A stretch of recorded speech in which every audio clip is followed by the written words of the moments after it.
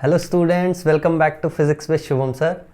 आज हम electromagnetic induction में 7th लेक्चर लेके आए हैं। इसके पहले तक 6 लेक्चर्स अपलोड हुए हैं और उन 6 लेक्चर्स का लिंक तुमको डिस्क्रिप्शन पे मिल जाएगा। डिस्क्रिप्शन में लिंक लेके तुम प्रीवियस लेक्चर्स को रेफ़र कर सकते हो, specially the very first lecture, that is very important.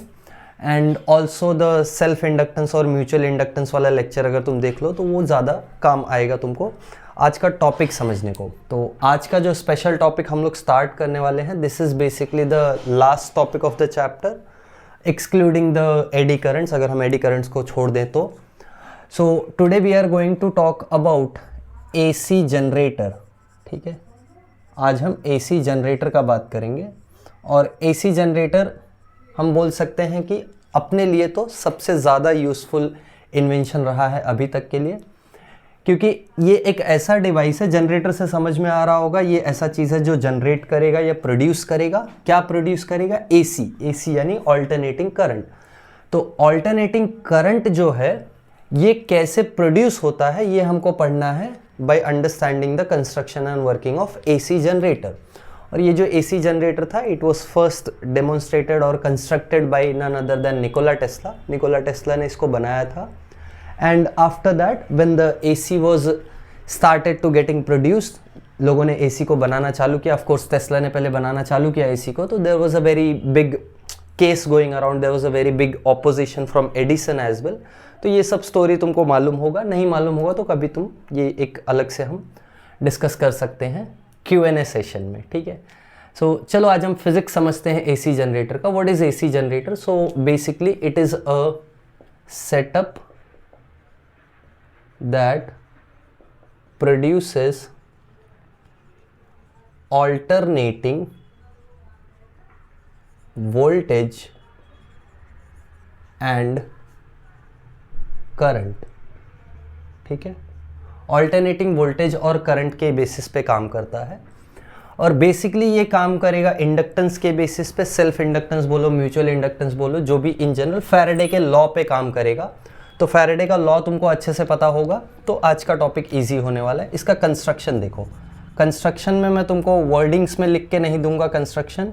इसका कंस्ट्रक्शन एज सच कहीं पूछता भी नहीं है, specially when it is considered for AC generator. तो इसका वर्किंग ज़्यादा इंपॉर्टेंट है अपने लिए, जिससे जो ऑल्टरनेटिंग करंट और वोल्टेज हमको मिलता है वो हमारे नेक्स्ट चैप्टर में कंटिन्यू होता है, which is the AC circuits chapter. तो एसी सर्किट्स चैप्टर का जो स्टार्ट है वो इसके एंड से चालू होता है। देखो कैसा है generator. Basically we have 2 cylindrical magnets, 2 cylindrical magnets होते हैं। ठीक है, इसके बीच में वी हैव अ कॉइल,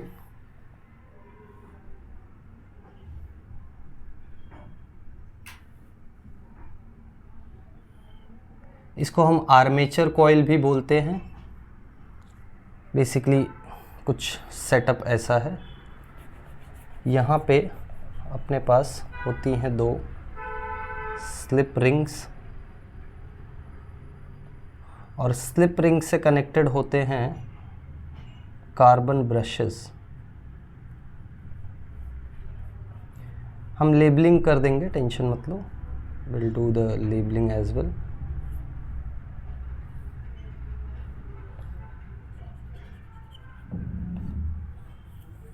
ठीक है, ऐसा कुछ सिंपल सा सेटअप है एसी जनरेटर का। ये हमारा लोड रेजिस्टेंस हो गया, जिसमें से हमको आउटपुट मिल जाएगा। तो ये अपना आउटपुट वोल्टेज हो गया। ठीक है, देखो अभी सेंटर में काफ़ी कॉम्प्लिकेटेड कंस्ट्रक्शन है। कॉम्प्लिकेटेड कंस्ट्रक्शन मतलब यहाँ एक फेरोमैग्नेटिक कोर लगा होता है। फेरोमैग्नेटिक, जिसको नहीं पता हो, फेरोमैग्नेटिक ऐसा मटेरियल है जो सारे फील्ड लाइंस को अपने थ्रू पास कराता है। सिंपल वर्ड्स में इतना समझो। ये अपने पास एक सिलेंड्रिकल मैग्नेट है जिसके पोल्स हैं। ये ऐसा मैग्नेट होता है जिसकी फील्ड लाइंस हमेशा रेडियल होती हैं। रेडियल मतलब they will start from here and they will go like this, यानी कॉइल के हमेशा परपेंडिकुलर होने वाले हैं। तो मैं जस्ट एक सिंपल रिप्रेजेंटेशन बना रहा हूँ फील्ड लाइंस का। अच्छा, इसको देख के ये मत इमेजिन करना कि दोनों फील्ड लाइंस इंटरसेक्ट कर रही हैं, जो कि पॉसिबल नहीं है। फील्ड लाइंस कभी इंटरसेक्ट नहीं करती हैं। दिस जस्ट अ रिप्रेजेंटेशन, ऐसा रिप्रेजेंटेशन है कि कॉइल को जब हम इसके इनिशियल पोजीशन पे रखेंगे, सो देयर दीज कॉइल और these field lines will always be perpendicular to the face of the coil. तो ये कॉइल अभी ऐसा है, इमेजिन करो इसको, और ये फील्ड लाइंस ऐसी है, यानी कॉइल से हमेशा सरफेस से 90 डिग्री के एंगल पे होंगी। समझ में आया कि नहीं? Did you understand this? Orientation इसका समझ में आया? ये ऐसा है इसके परपेंडिकुलर। इसका तुम टेक्स्ट बुक में डायग्राम देखोगे तो 3D डायग्राम बना होगा। ये कॉइल कुछ ऐसे रखा होगा और 2 मैग्नेट्स ऐसे रखे होते हैं जिसमें कॉइल ये घूमता है, ठीक है। इसको घुमाने के लिए क्या करना है? घुमाने के लिए हम कोई सेटअप लगा देते हैं।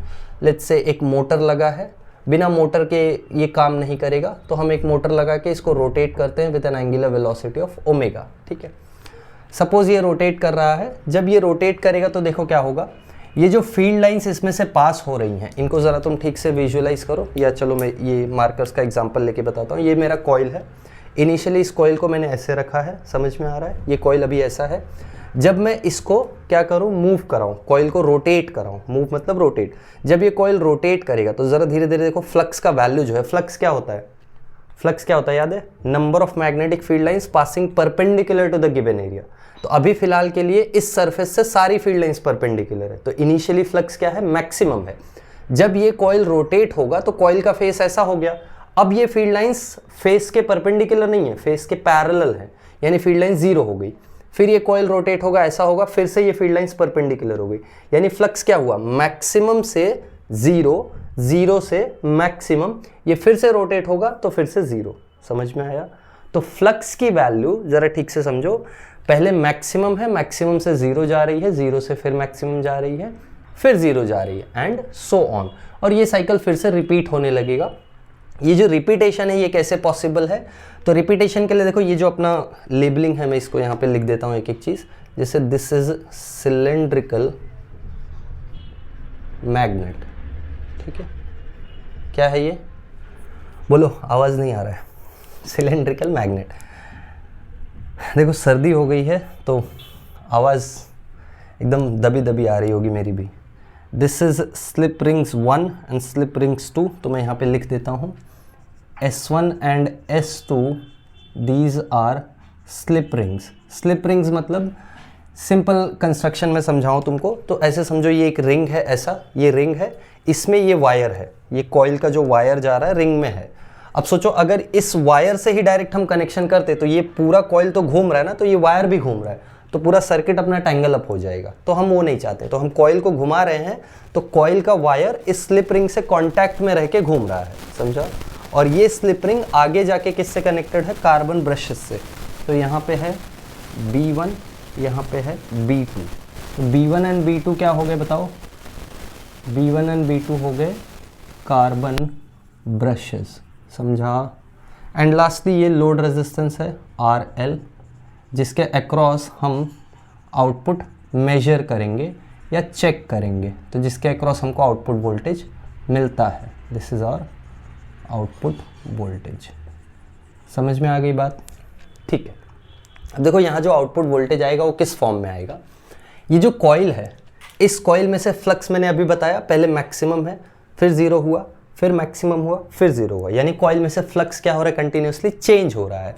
जब कॉइल में से फ्लक्स चेंज हो रहा है तो कॉइल की प्रॉपर्टी है अकॉर्डिंग टू फैराडेज लॉस कि ये एक इंड्यूस्ड करंट बनाएगा या एक करंट इंड्यूस करेगा। जैसे ही ये करंट इंड्यूस करेगा, ये करंट पास होगा इस कनेक्शन से इस लोड रेजिस्टेंस में से। समझा या नहीं?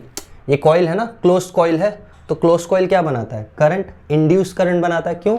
Because of the flux change as per the Faraday's law.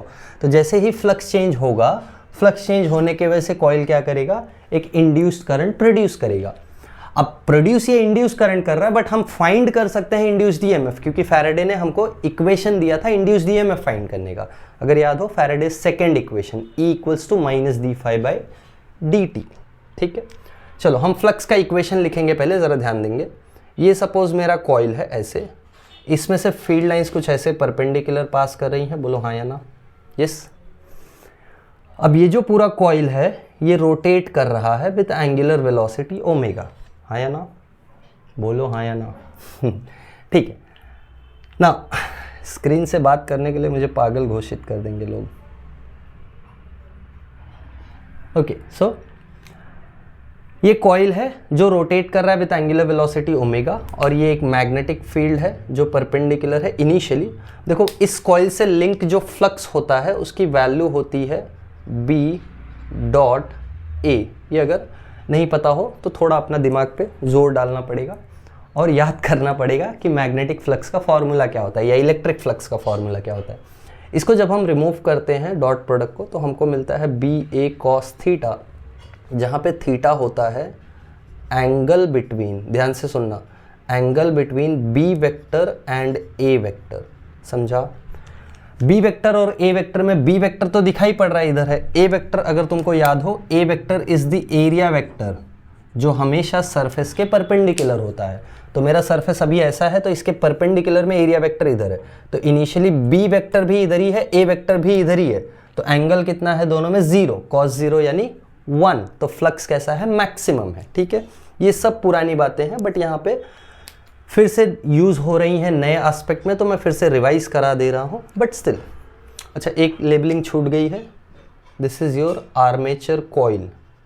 अरे ये तुमने 10th में पढ़ा हो शायद से, एसी मोटर डीसी मोटर, वहाँ पे तुमने ये कंस्ट्रक्शन पढ़ा भी होगा। फिलहाल चलो हम देखते हैं बी ए कॉस थीटा। अब देखो ये जो कॉइल है इसका जो एंगल है with magnetic field, area vector का एंगल, ज़रा ध्यान देना। कॉइल जब ऐसा है, कॉइल को जब मैं रोटेट कर रहा हूँ ओमेगा एंगुलर वेलोसिटी से, तो जब ये समझो कुछ टाइम टी के लिए रोटेट हुआ, ऐसा हो गया, तो इसका एरिया वेक्टर, पहले मैग्नेटिक फील्ड इधर था, एरिया वेक्टर इधर था। ध्यान देना, ब्लू वाला मार्कर एरिया वेक्टर बता रहा है, ब्लैक वाला मार्कर मैग्नेटिक फील्ड वेक्टर बता रहा है। ठीक है, तो initially magnetic field vector, area vector दोनों एक साथ में थे। अब तुम्हारा कॉइल क्या कर रहा है, रोटेट कर रहा है ना, कॉइल ऐसे रोटेट हो गया तो एरिया वेक्टर इसके परपेंडिकुलर है, यानी एरिया वेक्टर भी ऐसे रोटेट कर जाएगा। समझ में आ रहा है कि नहीं ओरिएंटेशन? बोलो हाँ या ना। ये मैग्नेटिक फील्ड इधर ही है, ये एरिया वेक्टर रोटेट कर रहा है क्योंकि तुम्हारा कॉइल रोटेट कर रहा है और कॉइल के परपेंडिकुलर में होना चाहिए एरिया वेक्टर। तो जब ये कॉइल रोटेट करेगा तो एरिया वेक्टर भी उतने ही एंगल से रोटेट करेगा जितने एंगल से कॉइल रोटेट करेगा, और कॉइल के रोटेशन का स्पीड हमको पता है ओमेगा। तो अगर हम कंसिडर करें टी टाइम के लिए ये कॉइल रोटेट हुआ तो ये जो एंगल बनेगा दोनों में, ओमेगा सॉरी मैग्नेटिक फील्ड और एरिया वेक्टर में जो एंगल बनेगा वो हो जाएगा omega T, velocity into time हो जाएगा थीटा। तो ये कुछ ऐसा चल रहा है, देखो इनिशियली एरिया वेक्टर और मैग्नेटिक फील्ड वेक्टर दोनों एक ही डायरेक्शन में है। बाद में क्या होता है, बाद में एरिया वेक्टर रोटेट हो जाता है कुछ एंगल थीटा से। बोलो बात समझ में आई? एरिया वेक्टर रोटेट हो जाता है कुछ एंगल थीटा से, मैग्नेटिक फील्ड वेक्टर यही है। तो ये एंगल थीटा, इसको मैं क्या लिख सकता हूँ, ओमेगा टी, क्योंकि इसके रोटेशन का जो वेलोसिटी है वो ओमेगा है। तो टी टाइम के बाद कितना एंगल कवर करेगा, ओमेगा टी कवर करेगा।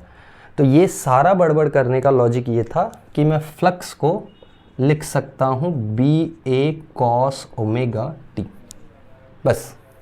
ठीक है, तो ये सारा बड़बड़ अगर तुमको परेशान करता है, नहीं याद रहता है क्या बोला सर ने, समझ में नहीं आया, of course you have the option to rewind the video, वापस से जाके देख सकते हो, समझ में आ जाएगा फिर से देखोगे तो। बट यहाँ से हेंस फोर तुमको लग रहा है कि नहीं इतना अपने दिमाग में नहीं जाएगा, तो बस ये याद कर लो फ्लक्स को ऐसे लिखना है, इसीलिए इतना सारा बड़बड़ किया है। ठीक है, चलो moving ahead, now will go to the working part. Working में हम एक्सप्लेन करेंगे कि ईएमएफ की वैल्यू कितनी आती है।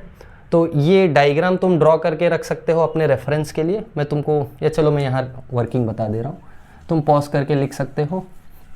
मैं साइड हुआ था, ऐसा किसी को लग रहा है कि सर ने लिखने नहीं दिया, तो मैं साइड हुआ था पहले भी, अभी होके मैं इसलिए बता रहा हूँ कि ऐसा बोर्ड तुमको पहले दिखा है। ठीक है, now coming back to the working part. Working छोटा सा है, डोंट वरी, ज़्यादा टाइम नहीं लगेगा, 2 मिनट में हो जाएगा। वर्किंग देखो कैसा है, working is let the coil rotates for time t with angular velocity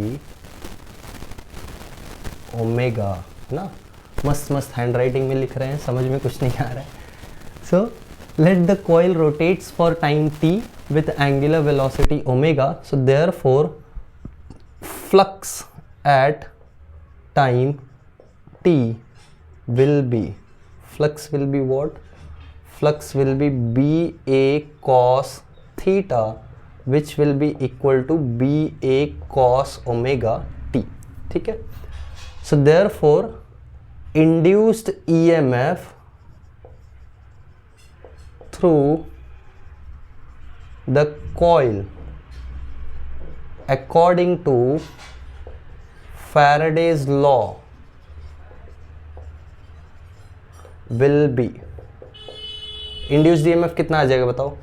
induced EMF होता है d phi by d t, और लेंजेस लॉ भी अगर हम अप्लाई करें यहाँ तो एक माइनस साइन भी आती है जो सबको पता होगा। तुम लोग बोलोगे सर भूल गए अपना लॉ पढ़ाया हुआ। अपना लॉ मतलब मेरा लॉ नहीं, अपना ही पढ़ाया हुआ law, which is Faraday's law. So this is d phi by d t, यानी ये हो जाएगा डेरिवेटिव ऑफ फाई की वैल्यू बोलो B A cos omega t, right.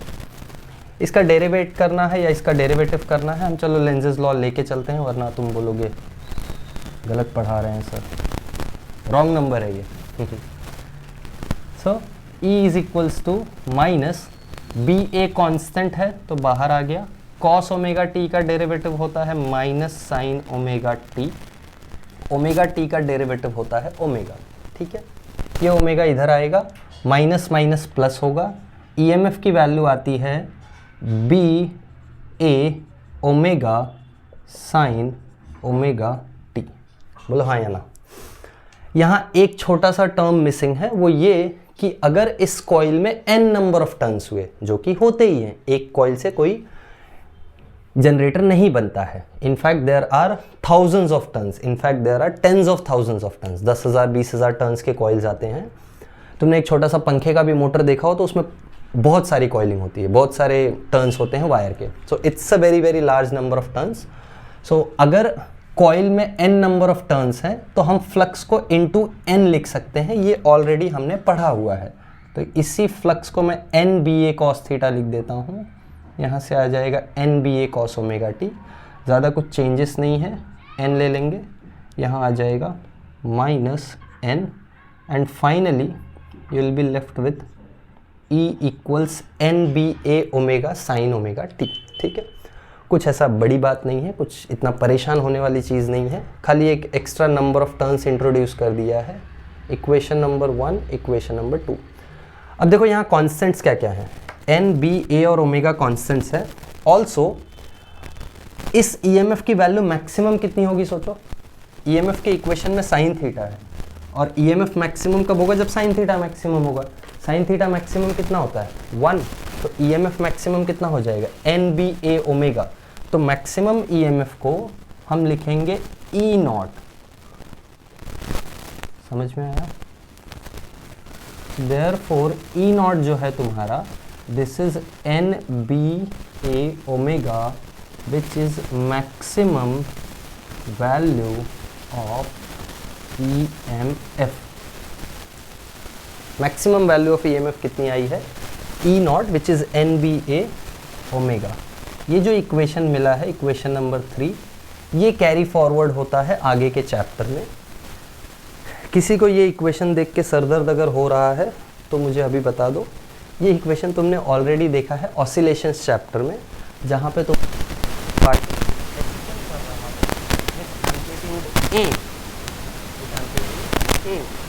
With angular frequency omega, तो इसका डिस्प्लेसमेंट होता है ए sine omega.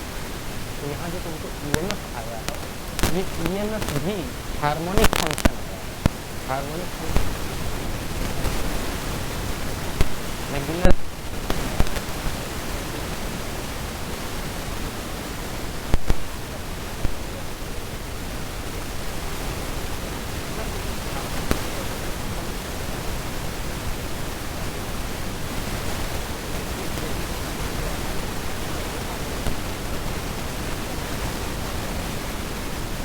Not for entrance, this is just for your boards. जहाँ पे तुमको साइन थीटा कॉस थीटा दिखता है तो समझ जाने का फंक्शन कैसा है, हार्मोनिक, क्वांटिटी कैसी है, harmonic. So therefore induced current will be, induced current क्या हो जाएगा, induced current will be induced EMF upon resistance. Induced EMF आया है एन बी ए, या चलो अब एन बी ए ओमेगा बार बार नहीं लिखेंगे, हम लिखेंगे E naught sine omega T upon R L. देखो ई नॉट तो एक कांस्टेंट है और ईएमएफ का मैक्सिमम वैल्यू भी है, तो E nought by R L कर दूं तो मुझे मिल जाएगा करंट का maximum value. So therefore I is equals to I nought sine omega t. ये आ गया ऑल्टरनेटिंग करंट और ये आ गया ऑल्टरनेटिंग ईएमएफ, जो हमको हमारे सिलेबस में आगे कैरी फॉरवर्ड करना है इन एसी सर्किट्स चैप्टर। जो एसी सर्किट्स या ऑल्टरनेटिंग करंट चैप्टर है उसमें हमको ये दोनों इक्वेशंस को लेके बात आगे करनी है, ठीक है। तो एसी जनरेटर से हमको हार्मोनिक ईएमएफ और हार्मोनिक करंट मिलता है और ये करंट की वैल्यू ज़रा ध्यान से देखो, साइन थीटा की वैल्यू +1 से -1 के बीच में जाती है, तो ईएमएफ की वैल्यू प्लस ई नॉट से माइनस ई नॉट के बीच में जाएगी। वैसे ही साइन थीटा की वैल्यू +1 से -1 के बीच में जा रही है, तो करंट की वैल्यू प्लस आई नॉट से माइनस आई नॉट तक जाएगी। यानी करंट जो है वो अपनी वैल्यू एक अपर लिमिट एक लोअर लिमिट में चेंज कर रहा है as a function of sine theta. इसका अगर मैं ग्राफ तुमको दिखाऊं तो ग्राफ कुछ ऐसा दिखाई पड़ेगा। This is EMF versus time. ये ग्राफ कुछ ऐसा जा रहा है, स्टार्ट हो रहा है 0 से, जब टाइम 0 है तो करंट ईएमएफ 0 होगा, क्योंकि साइन 0 0 हो जाएगा ना, टी वहाँ 0 डाल दोगे तो ये ग्राफ कुछ ऐसा जा रहा है। आई होप अब तुमको समझ में आया है। इसीलिए मैंने इसको एसएचएम से कंपेयर किया। तुमने एसएचएम में ऑलरेडी ये ग्राफ देखा हुआ है। ये कितना टाइम है? ये 1/4 टाइम है। ये कितना टाइम है?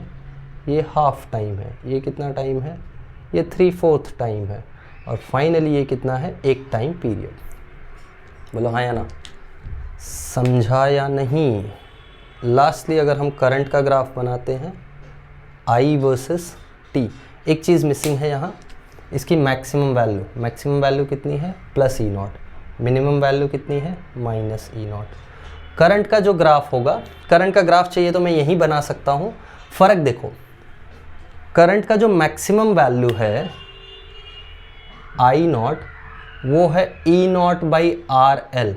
यानी ठीक से समझे तो करंट की वैल्यू जो मैक्सिमम होगी वो ईएमएफ के मैक्सिमम वैल्यू से कम होगी। बोलो हाँ या ना? तो करंट का जो ग्राफ बनेगा वो यही सेम ग्राफ बनेगा, बस उसका जो मैक्सिमम है प्लस और माइनस वाला वो ईएमएफ से थोड़ा कम होगा। तो इसका जो ग्राफ होता है वो कुछ ऐसे दिखाई पड़ता है, थोड़ा कम पीक के साथ। कम पीक मतलब इसका एम्पलीट्यूड थोड़ा सा कम है because of the value getting divided by the resistance. तो ये तुम्हारा प्लस आई नॉट है, ये तुम्हारा माइनस आई नॉट है। डोंट वरी, आगे चैप्टर में, एसी सर्किट्स चैप्टर में, तुम दोनों ग्राफ्स हमेशा साथ ही ड्रॉ करोगे। बस दोनों का एक चीज़ याद रखना कि दोनों सेम टाइम पे वैसा ही बिहेवियर रख रहे हैं। जब ईएमएफ अपने मैक्सिमम पे है तो करंट भी अपने मैक्सिमम पे जा रहा है, क्योंकि दोनों का फेज सेम है। फेज वगैरह एसएचएम में बहुत डिटेल में तुमने पढ़ रखा है। तो अगर तुमको याद हो, फेज देखो तो समझ में आ रहा है, जब ईएमएफ अपने मैक्सिमम पे जाता है तो करंट भी अपने मैक्सिमम पे जाता है। ईएमएफ 0 पे जाता है तो करंट भी 0 पे जाता है, and so on. So both the functions are harmonic. यहाँ मैं कंक्लूजन लिख देता हूँ, therefore EMF and current from AC generator, जो एसी जनरेटर से ईएमएफ और करंट मिले हैं, are periodic and harmonic functions. अच्छा, एसी करंट पता है ना क्या होता है? जो अपना डायरेक्शन और वैल्यू दोनों चेंज करता है। देखो, वैल्यू तो चेंज हो ही रही है, डायरेक्शन भी चेंज हो रहा है, नेगेटिव में भी जा रहा है। ठीक है, so this is all about AC generator, जो तुमको पूछ सकता है। एसी जनरेटर का बेसिकली कंस्ट्रक्शन और वर्किंग। कंस्ट्रक्शन में तुम लिख सकते हो कि एक आर्मेचर कॉइल है जो सिलेंड्रिकल मैग्नेट्स के बीच में रखा है, वगैरह वगैरह। जस्ट 2-3 लाइन एनफ होता है, but I am very positive कि ये क्वेश्चन बहुत रेयर होता है जहाँ कंस्ट्रक्शन भी पूछे। बेसिकली वर्किंग पे फोकस रहता है, और वर्किंग पे फोकस मतलब एज सच वर्किंग का क्वेश्चन भी इतना नहीं आता है।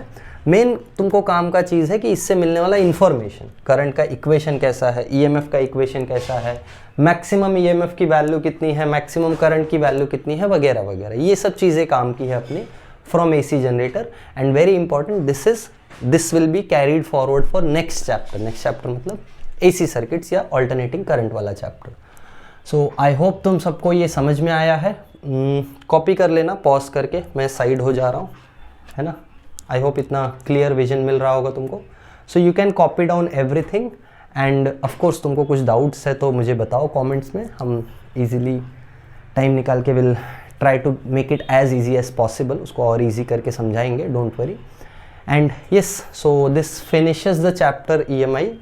तो यहाँ EMI चैप्टर ख़त्म होता है. तुम्हारा बोर्ड एग्ज़ाम भी नज़दीक आ रहा है, CBSE और स्टेट बोर्ड दोनों लोगों का. सो आई होप पढ़ाई भी तुम अच्छे से कर रहे हो और पोर्शन भी तुम्हारा फिनिश होने के नज़दीक आ रहा है. ऐसा नहीं कि स्टार्ट करना है, अभी फिनिश होने के नज़दीक आ रहा है तो बेटर है. And yeah feel free to let me know अगर कुछ डाउट है या तुम्हारे एग्ज़ाम से रिलेटेड कोई वीडियोस तुमको चाहिए तो वो भी मुझे बताओ. And I will see you all in the next video. Bye everyone, have a good day and subscribe for more videos.